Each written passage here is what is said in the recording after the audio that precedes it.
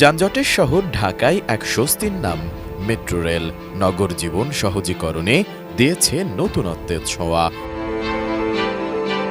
রাজধানীবাসীর দৈনন্দিন জীবনে metro rail বাড়িয়েছে গতি, কমিয়েছে ভোগান্তি। এখন থেকে সপ্তাহে 7 দিন, বছরে 365 দিনই চলবে মেট্রো রেল। এদিকে সরকার পরিবর্তনের পর আয়ও বেড়েছে এ গণপরিবহনের, এমনটাই দাবি সংশ্লিষ্টদের। শেখ হাসিনার আমলে যেখানে 6 মাসে আয় দেখানো হয়েছিল মাত্র 18 কোটি, সেখানে বর্তমান সরকারের সময় মাত্র 18 দিনেই মেট্রো রেলের আয় হয়েছে 20.5 কোটি টাকা। কিন্তু কিভাবে সম্ভব? ঢাকা ম্যাস ট্রানজিট কোম্পানি লিমিটেডের ব্যবস্থাপনা পরিচালক মোহাম্মদ আব্দুর রৌফ জানিয়েছেন, চলতি সেপ্টেম্বর মাসের প্রথম 18 দিনেই 49,09,049 জন যাত্রী মেট্রো রেলে ভ্রমণ করেছেন। এতে মেট্রো রেল কর্তৃপক্ষের আয় হয়েছে 20,67,03,591 টাকা।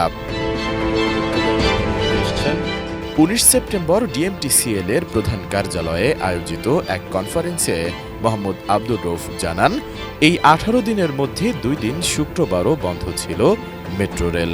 আবার গত বুধবার কারিগরি ত্রুটির কারণে দীর্ঘ সময় বন্ধ ছিল এই গণপরিবহন। এতে প্রায় 1 কোটি টাকা লোকসান হয়েছে বলেও জানান তিনি। সেদিন সকাল থেকে যতক্ষণ মেট্রো রেল চালু ছিল ততক্ষণ পর্যন্ত যাত্রী সেবা দিয়ে আয় হয় 54,91,140 টাকা। গতকাল পর্যন্ত এটা তো প্রাণ আচার, আমাকে একটু দিস। ঠিক যেন ঘরের আচার, প্রাণ আচার। 18/9/2024 পর্যন্ত আমাদের টোটাল রাইডারশিপ হয়েছে 4,40,09,049 জন।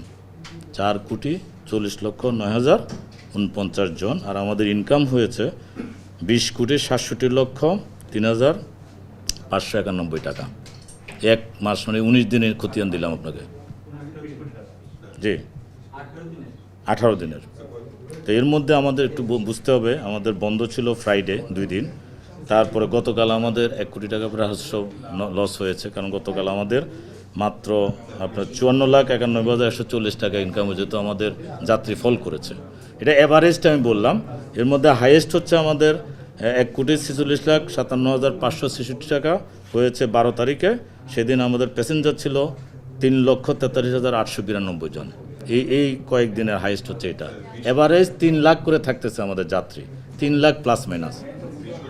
এদিকে অডিট ফার্মের নিরীক্ষা করা 2022-23 অর্থ বছরের চূড়ান্ত হিসাব অনুযায়ী সাবেক সড়ক ও সেতুমন্ত্রী ওবায়দুল কাদের জানিয়েছিলেন, জুন মাস পর্যন্ত অর্থাৎ 6 মাসে মেট্রো রেল মোট আয় করেছিল 18,28,06,514 টাকা।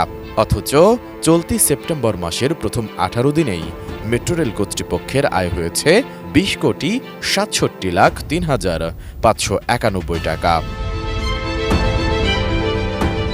অর্থাৎ হাসিনার আমলে যেখানে 6 মাসে মেট্রো রেলের আয় দেখানো হয়েছিল 18,28,06,554 টাকা, সেখানে দেশের রাজনৈতিক পট পরিবর্তনের পর বর্তমান সরকারের সময় মাত্র 18 দিনেই মেট্রো রেল আয় করে ফেলেছে 20,67,00,000-এরও বেশি টাকা। এদিকে এমন তথ্য সামনে আসার পর থেকে মেট্রো রেল খাতে বড় দুর্নীতি হয়েছে বলে বিতর্কের সৃষ্টি হয়েছে। বিষয়টি খতিয়ে দেখার পরামর্শও দিচ্ছেন নেটিজেনরা। S I Raj, ATN news, Dhaka.